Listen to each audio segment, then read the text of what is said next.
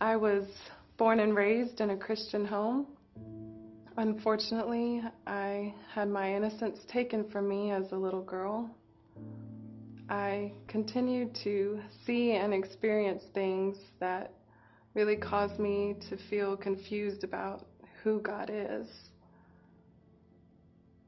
I began to feel really alone. I was suffering from a lot of brokenness, physical and sexual abuse.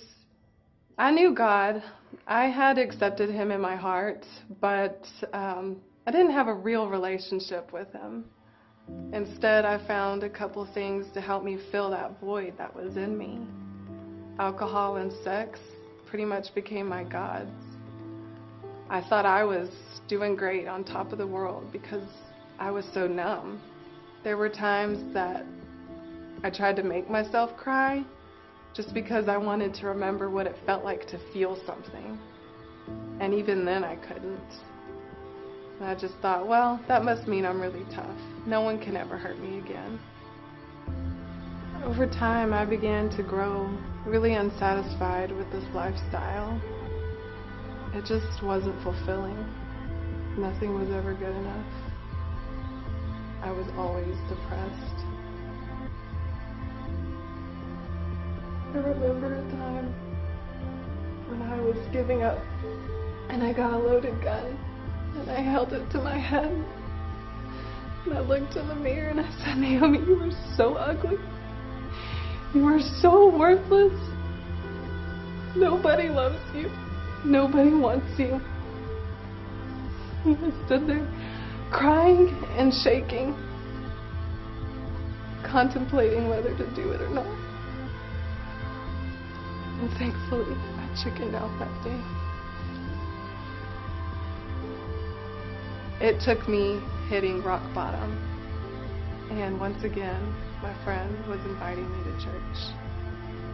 But this time it was to a class called Free Indeed. And I had already told her no to that class.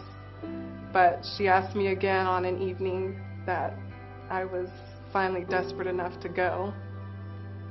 A woman at my table came to me and spoke a word into my life about my life that was so dead on that I just knew without a doubt that God had to have shown her this.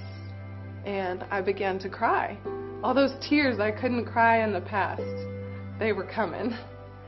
And she then goes on to tell me that she felt like the Lord was leading her to give me a hug.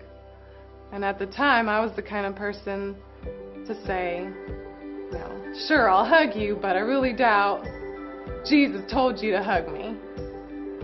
But I'm telling you that when she put her arms around me, that it just felt like God's arms were just literally, physically around me. And in that moment, I can't really even explain it other than to say it was just this supernatural moment when God just placed this spark of hope back in me. And I could suddenly see a light at the end of the tunnel. And this desire was placed in me to just turn to God. Just finally ask Him for help. Simple as that. And so I did.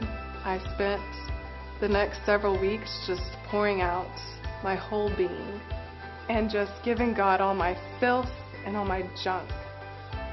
And I was just begging Him, Lord, just please heal me. Heal all these hurts and pains. Make me new. And much to my surprise, He did it. And even more. That's been almost a year ago now, and I haven't turned back. I don't even think I ever could after what my Savior did for me.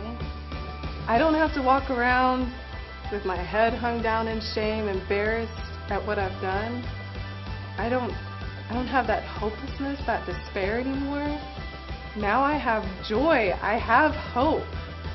And I have this burning desire in me to just share God's love and hope with anybody else who is hurting or anybody who will listen.